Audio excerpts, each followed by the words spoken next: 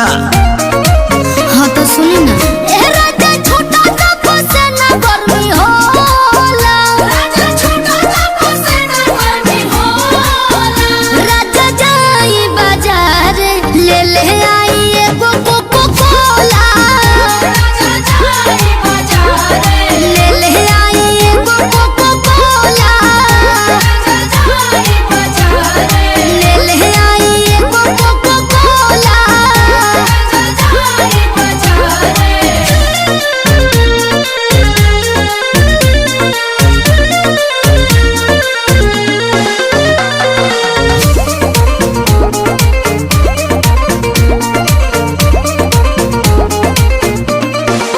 जवन जवन कहाँ बुलइबो सजनिया